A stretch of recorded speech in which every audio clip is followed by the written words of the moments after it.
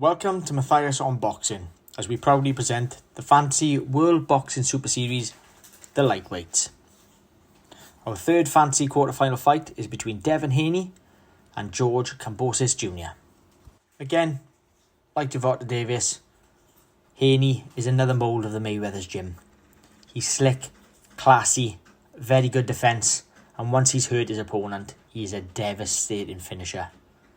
In the early part of his career, he was knocking out guys left, right and centre, but has since had a few 10 to 12 rounders, which will hold him in good stead going forward.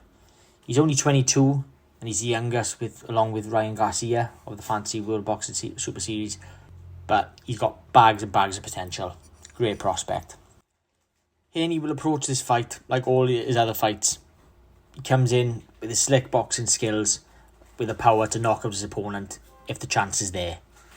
He comes in with his Mayweather defence, left arm up, tucked into his body, with his right arm near his chin, looking to block and slip shots, whilst looking to land hard jabs and looping overhand rights.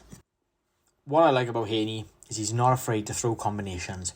He's quick, he's sharp, he will throw jabs, then hooks, then follow up with an uppercut. He's not afraid to stand and trade. Sometimes that could be a problem against bigger punchers, but this sometimes is where he catches opponents out. And when they look to attack him, they're getting caught with 2 or 3 coming back.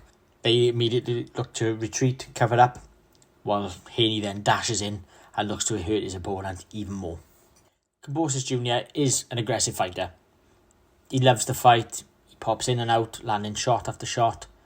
But what I've seen of him, he does get hit, and he does get hit often. Even though he's trying to slip shots, and he is successful at sometimes, but against Selby, he did seem to get hit quite a bit. So we will need to tighten that up against Haney. As I said, when Kombosis fought Selby, he won by a split decision, but he seemed to be making these simple mistakes, rushing in, getting hit. I mean, Selby's a very good counter-puncher, so maybe it was the fact that he wasn't worried about Selby's power, tried to walk him down. It was a war, swinging back and forth. But I just feel against Haney, he'll have to be more calculated and try and keep it at a good pace, not to try and rush in, as Haney will have the power to hurt him. And when I say hurt him, I'm not knocking Kombosis. I think he's a tough guy. I think he's a tough competitor. But I just feel there are levels in power, and Haney definitely carries power. What I do like about Kombosis Jr. is that he's always moving. He's looking to slip the shots when he can come back and throw plenty back. He sets up his attacks well. He fights centre of the ring. So, I think it would be a good fight. Fans love that type of, that war. But for me, I think it'll be close early doors. Maybe a cagey start with Haney taking over in the middle to late rounds.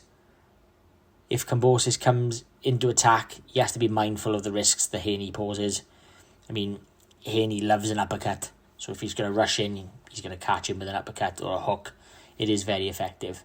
Both fighters will look to establish the jab, while I believe Haney will have the more dominant power shots. So I'm going to go with a Devin Haney win by a unanimous points decision or a late stoppage.